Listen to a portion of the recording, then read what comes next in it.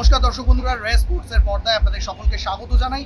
এই মুহূর্তে আমরা রয়েছি যুব ভারতী ক্রীড়াঙ্গনে। আরও একটা কলকাতা ডার্বি, কিন্তু মোহনবাগানের নামে মোহামেডান স্পোর্টিংকে 4-0 গোলে হারিয়ে একটা দুর্দান্ত জয় ছিনিয়ে নিল সবুজ মেরুন ব্রিগেড। এবং সেই ম্যাচের পরে মোহনবাগান সচিব দেবাশিস দত্ত তিনি কিন্তু বলে গেলেন যে অবশ্যই এই জয় খুব ভালো, পাশাপাশি কলকাতার বাকি দুই দলের জন্য কিন্তু দুঃখ প্রকাশ করলেন। মোহামেডান স্পোর্টিং এবং ইস্টবেঙ্গলকে খোঁচা দিতে ভুললেন না। অন্যদিকে তিনি কথাও বললেন যে 5 গোল মানে তো 5 পয়েন্ট নয়, তাই 5 গোল হওয়া নিয়ে কোনো রকম হতাশা প্রকাশ করছেন না এবং এখনই লিগ শিল্ড জয়ের কথা ভাবছেন না। আরও দুটো ম্যাচ গেলে তবেই সে কথা ভাবা যাবে বলে মনে করছেন। ম্যাচ শেষে আজকের জয়ের পর কি বললেন মোহনবাগান সচিব, চলুন শুনে নেওয়া যাক তার মুখ থেকেই। ডার্বি বোধহয় এভাবেই জিততে হয়। এটা নয়, টিমটার অবস্থা খুবই খারাপ লাগলো আজকে টিমটাকে দেখে। মোহামেডানের মতো এত বড় একটা ক্লাবের এরকম অবস্থা দেখে দেখুন, আইএসএল কে মানুষকে বুঝতে হবে। আইএসএল এর মান এখন অন্য মাত্রায় পৌঁছে গেছে। এখানে আই লিগ চ্যাম্পিয়ন হয়ে এলেও আই লিগের সঙ্গে আইএসএল এর কোনো তুলনা হয় না, সন্তোষ ট্রফির সঙ্গে আইএসএল এর কোনো তুলনা হয় না। তো এইগুলো মানুষকে বুঝতে হবে।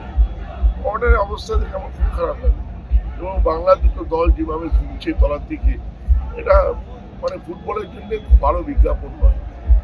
প্রতিপক্ষ দুর্বলতা নেই যেমন আপনি বলছেন, কোথাও কি একটা আফসোসও থাকছে না যে 5 গোলও হতে পারতো? 5 গোলে 5 পয়েন্ট হয় না, 3 পয়েন্টই হয়।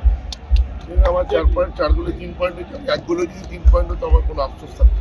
জেমিও সর্বোচ্চ স্কোরার আপাতত কিন্তু জেমিকে সুভাশিস ছুঁয়ে পড়লো। একটা ডিফেন্ডারও কিন্তু মোহনবাগানের সর্বোচ্চ স্কোরের দাবিদার হয়ে উঠছে। এই বিষয়টা মোহনবাগান ক্লাব এটাই তো, এইভাবেই টিম তৈরি করে যে সবাই যদি সব জায়গায় খেলতে পারে, অলরাউন্ডার এবিলিটি থাকে সবসময়। যে স্ট্রাইকার আজকে জেমি যে খেলাটা খেলেছে, যদি কেউ ওয়াচ করে থাকে, প্রত্যেকটা গোলের পিছনে তার ভূমিকা আছে। সে কিন্তু অন্য প্লেয়ারকে জায়গা করে দিয়েছে। সেই জন্য সবারই এখানে অবদান আছে, পুরো টিম গেম।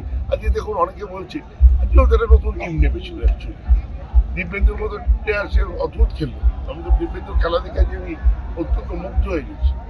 তো সেই জন্য সব পজিশনেই আমাদের প্লেয়াররা রেডি আছে, ভালো খেলছে।